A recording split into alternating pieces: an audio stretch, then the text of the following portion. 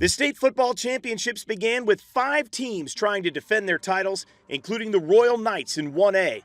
Lakeside of 9 Mile Falls was not only trying to dethrone Royal, but also trying to score the first points against them in the playoffs. Lance Allred ran for 3 touchdowns, threw for 3 touchdowns, including this one to Shea Stevenson as the Knights built the 35-0 lead. The Eagles finally snapped the shutout streak in the third quarter when Calvin Mickelson found KIRO Patterson on 4th and goal from the 5.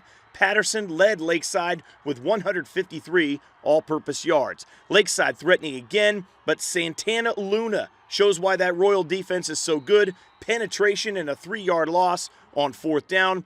Mickelson put the ball in the air for Lakeside 32 times, but only completed 13 passes. Lance Allred had 2 interceptions. Caden Allred had this one in the 4th quarter. Jared Lee capped the game with a late score. Royal wins the 1A championship for the 4th time in a row, 7th time in 9 years, and 12th time in team history. It was also the only loss this season for Lakeside. In the nightcap Friday, Yelm defended its 3A title against Bellevue. This game figured to be about defense and did not disappoint. A fumbled snap ends up in the hands of Arlo Henderson.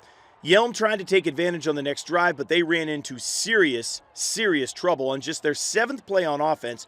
Braden Platt, one of the top players in the state, has his helmet come off. Defenders don't let go or hear a whistle. Platt shoves a defender in the face. He gets ejected, and Yelm didn't have their top player on offense or defense for the rest of the game. Bellevue would take advantage, chewing up the clock on the ground, piling up yardage until Isaiah Patterson stops Carson Rubin short on 4th down. Yelm's offense couldn't get going. The swing pass to Anthony Kiamko gets nailed for a loss from Bryce Smith.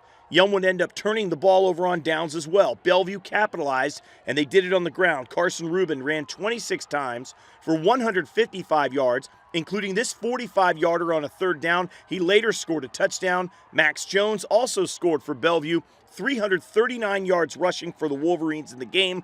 The Tornadoes hadn't lost since the quarterfinals in 2021, but Bellevue ends Yelm's 27-game win streak with a 14-0 shutout. It's the 2nd championship in 3 years for the Wolverines and 12th overall.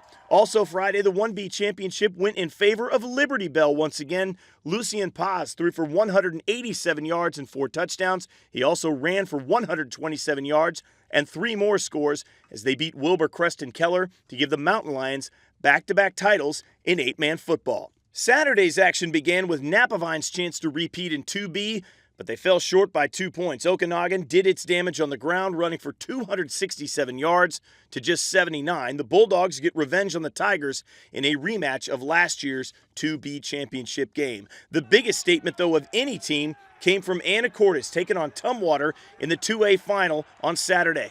The T-Birds, looking for their 7th state crown, cash short, started the scoring for Tumwater from 26 yards out. T-Birds' run game is tough to contain, but they haven't had to play from behind very much all season, and it showed in the 2nd quarter when Anacortes took over the game. Brock Beener with a 2nd of his 4 touchdowns, 14-6 Seahawks in the lead. Their defense seemed to find a way to get inside and disrupt Tumwater's rushing attack. Tyler Olson not fooled on the inside trap. Tumwater forced to end the drive with a punt, and that's where the dam broke wide open. Brady Beener blocks the punt. His brother, Brock, right there to grab it and score. All the energy with Anacortes, and then more defense. 4th and short, Olson again with the stop and another turnover on downs.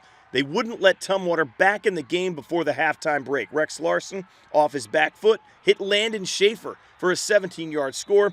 Anacortes up 34-6 headed to the 3rd quarter. It was 40-14 before the T-Birds would fight back to make it a 2-possession game with a pair of TDs in the 3rd. But anytime the Seahawks got in trouble, they got right back out of it. 3rd and 41, no problem. Larson to Rylan Lang for a 47-yard touchdown. Larson threw for 346 yards and 4 TDs against a good defense. Brock Beener ran for 135 yards and 3 TDs on the ground. Anacortes puts a 60-burger on the scoreboard. A school that didn't even have varsity football 4 years ago has its first ever state championship. Man, this team dealt with some adversity. They gave them some short fields, and Tumwater executed. They're a heck of a team. Our boys just played great football. We've been counting out since the beginning of the season, you know. It's just like coming out here and doing that 60-30 is big time. Like our team just stayed dialed. Our coach called the correct plays. He knew what he was calling every play. So everything he called was for a reason, and it worked out perfectly, you know. And we've never won a state championship before, so it's big time. Like never. Like 1928 was just a county championship. This is a state championship. This is the biggest thing that's ever happened in Anacortes. I'm so proud of the game and the family. Our team balled out, offense and defense. I can't be more proud of this team, man. We put in so much work in the offseason, up at 6 a.m. doing workouts. We deserve this, man. It's just awesome to be out here winning for our family. It's like more than just a game now. It's for our community. We just love it. They have done so much for us. This is the most important thing of our life, biggest game of our life. So our community's great. We just love them. A short time ago, I should say, I mean, we didn't have a varsity program, and that's just a feel-good story for the community. I mean, look, the whole city showed out.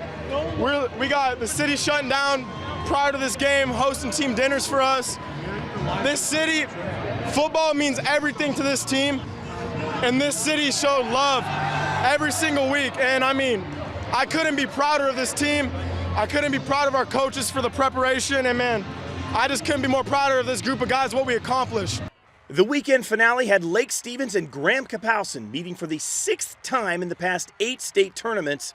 The Vikings wanted to not only repeat as champions in 4A, but get revenge for their title game loss to the Eagles 2 years ago. Davion Superales was the engine once again for GK, 306 yards passing, 75 on the ground, including a 2-yard touchdown. Extra point was no good, so it was 6-3 Eagles. Lake Stevens started finding its stride in the second quarter. Colton Matson, the fake and tunnel screen to Jesse Lewis, this good for 26 yards. Vikings led it 17-6 at the half. GK needed a spark. They get tricky on 4th and 4 at the Lake Stevens 10.